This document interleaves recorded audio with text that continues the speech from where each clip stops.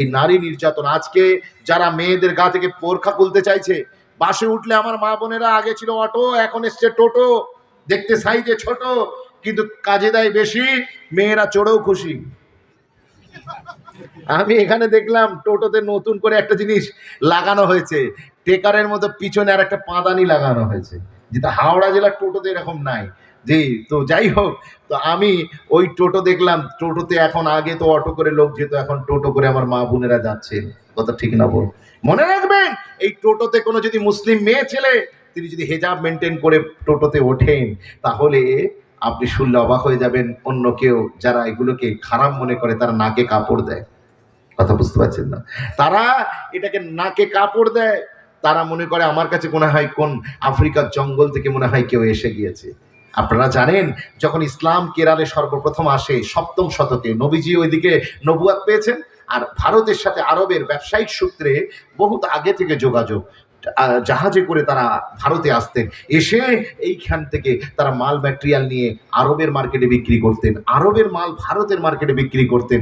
7ম শতকে প্রথমে কেরলে একদল বিজনেসম্যান, সৌদি আরবের বিজনেসম্যান, তারা এসে হাজির হয়। হাজির হওয়ার পরে কি হয় জানেন? ওইখানে যিনি রাজা ছিলেন, রাজার নাম চেরুমন পেরুমল, এই রাজা তিনি ইমানের কালমা পড়ে মুসলমান হয়ে যান। যদি বলুন না সুবহানাল্লাহ। রাজার দেখা দেখি বহু মানুষ ইমানের কালমা পড়ে মুসলমান হয়েছে। তৎকালীন সময় নন মুসলিম সোসাইটিতে একটা নিয়ম ছিল যে যারা উচ্চ বর্ণের নারী, তারা কাপড় দিয়ে নিজের শরীর ঢেকে রাখবে, কাপড় দিয়ে নিজের শরীর ঢেকে রাখবে, কিন্তু যারা শূদ্র হবে, যারা অস্পৃশ্য হবে, যারা নিম্ন বর্ণের নারী হবে, তারা তাদের বক্ষ, তাদের স্তন তারা ঢাকতে পারবে না, খোলা রেখে রাস্তায় ঘুরে বেড়াতে হবে, খোলা রেখে রাস্তায় ঘুরে বেড়াতে হবে। যদি নিম্ন বর্ণের কোন নারী লজ্জার খাতিরে, আত্মসম্মানের খাতিরে নিজের শরীরে নিজের স্তনকে কাপড় দিয়ে ঢাকে, তাহলে তাকে একটা কর দিতে হবে। করটার নাম হলো ব্রেস্ট ট্যাক্স। আমি যা বলছি এই কথাগুলো শুধু মুখের কথা নয়, এগুলো সব রেকর্ড হচ্ছে না? কথা বলে না, রেকর্ড হচ্ছে কিনা? তো সুতরাং আজকে তো এটা আমাদের ইনফরমেশনের যুগ, আমাদের যুবকদের কাছে সব ইনফরমেশন আছে। গুগলে গিয়ে সার্চ করুন ব্রেস্ট ট্যাক্স, সার্চ করুন, সঙ্গে সঙ্গে ইতিহাস চলে আসবে। ওই ইতিহাসটা আমি আপনাদেরকে বলছি যে আমাদের কেরলে, বেশি দূর যাবার দরকার নেই, কেরলে এমন একটা সময় ছিল, নারী নিজের লজ্জাস্থানকে যদি ঢাকতে চাইতো তার জন্য তাকে কর দিতে হতো। তো একটা নিম্নবর্ণের মেয়ে, সে নিজের আত্মসম্মানের কাছে আর এইভাবে থাকতে না পেরে, নাম তার নাঙ্গেলি, মেয়েটার নাম নাঙ্গেলি, নিম্নবর্ণের মেয়ে, তিনি কি করেছেন? নিজের শরীর ঢেকেছেন লজ্জার খাতিরে। তখন উচ্চ বর্ণের লোক এসে তাকে বলছে, মিয়া শোনো, তুমি তোমার শরীর ঢাকলে কেন?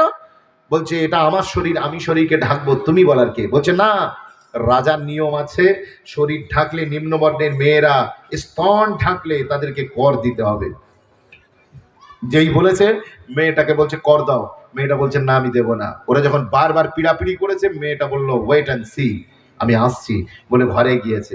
মুসলমান মনে রেখে দেন, নাঙ্গেলি বলে ওই ভদ্র মহিলা, আত্মসম্মানী মহিলা বাড়ির ভিতরে গেলেন, গিয়ে কি করলেন জানেন? নিজের ধারালো অস্ত্র দিয়ে নিজের স্তন দুটো কেটে, তিনি কলা পাতার উপরে রক্ত টপ টপ টপ টপ করে ঝরছে, স্তন দুটো কেটে এনে বাইরে দাঁড়িয়ে থাকা কর চাইনেওয়ালা মানুষদের হাতে ধরিয়ে দিলেন, দিয়ে বললেন এই নেন আপনার কর।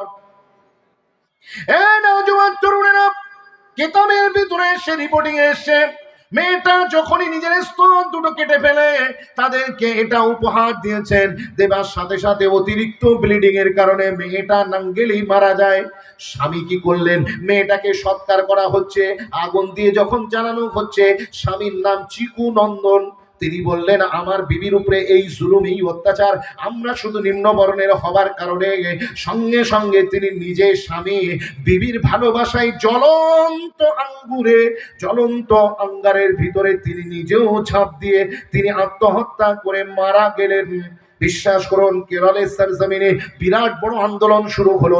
নিম্নবর্ণের মানুষ রাস্তায় নেমে এলো উচ্চ বর্ণের বিরুদ্ধে। তারা বলল আমার শরীর, আমার সম্ভ্রম, আমার অধিকার, আমি যা ইচ্ছা তাই করব।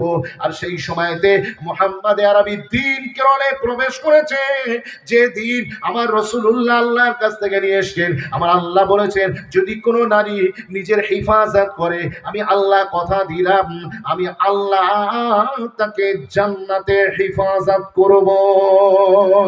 আরো যদি বলা যাবে না সুবহানাল্লাহ।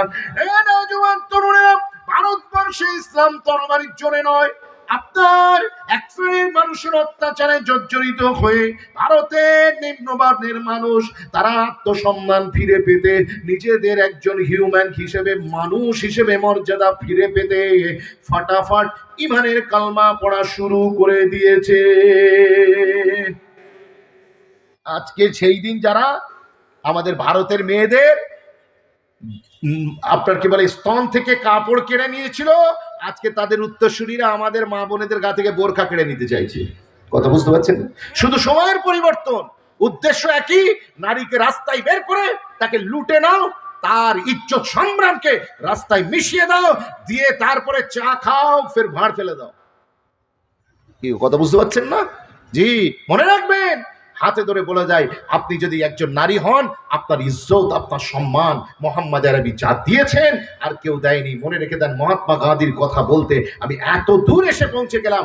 মহাত্মা গান্ধী বলেছিলেন, মোহাম্মদ সাল্লাল্লাহু দুনিয়ায় আসার আগে নারীর মর্যাদা ছিল মাটির নিচে, কিন্তু আমি ভারতের জাতির পিতা গান্ধীজি বলছি, শোনো, মোহাম্মদ সাল্লাল্লাহু আলাইহি ওয়াসাল্লাম এলেন, নারীকে এত উপরে তুললেন, স্বয়ং আল্লাহর 8টা জান্নাত নারীর কদমের নিচে এসে হাজির হয়ে গেল। আরো জোরে বলুন না সুবহানাল্লাহ। বিশ্বাস করুন, নারীর যে মর্যাদা, আল্লাহ औरतों को इतना रुतबा दिया, जब वो दुनिया में आती है तो रहमत बनकर आती है, जब यहाँ से जाती है तो जन्नत बनकर जाती है। বাড়িতে গিয়ে বলবেন সুবহানাল্লাহ, এখানে বলার দরকার নেই, সবাই খারাপ বলছে আপনাদেরকে, ঠিক কি না? জি, বিশ্বাস করুন, সুবহানাল্লাহ বলা প্র্যাকটিস করুন। এটা তো আমার নাম নয়, আমার আব্বুর নাম নয়, আপনি বলছেন আল্লাহর নামে প্রশংসা করছেন, আপনার লাভ, আপনার রব খুশি হচ্ছে, বলেন সুবহানাল্লাহ। বিশ্বাস করুন। তাহলে নারী, আচ্ছা মা বোনেদেরকে আর একটা কথা বলি, এখানে পুরুষরা আছে, পুরুষকে ইজ্জত যদি কামাতে হয়, ইজ্জত যদি পুরুষকে পেতে হয়, পুরুষ সারা লাইফ মেহনত করে ইজ্জত কামায়। কেউ ডক্টর হয়, কেউ ইঞ্জিনিয়ার হয়, কেউ আর্কিটেক্ট হয়, কেউ মাস্টার হয়, কেউ প্রফেসর হয়, কেউ বিজনেসম্যান হয়। পুরুষকে তার ইজ্জত কামাতে হয়, কিন্তু ও নারী, আল্লাহ পাক, তুমি শুধু নারী হবার কারণে ইজ্জত তোমাকে আমার আল্লাহ ফ্রিতে দিয়ে দিয়েছে। কিসে দিয়ে দিয়েছে? ফ্রিতে দিয়ে দিয়েছে।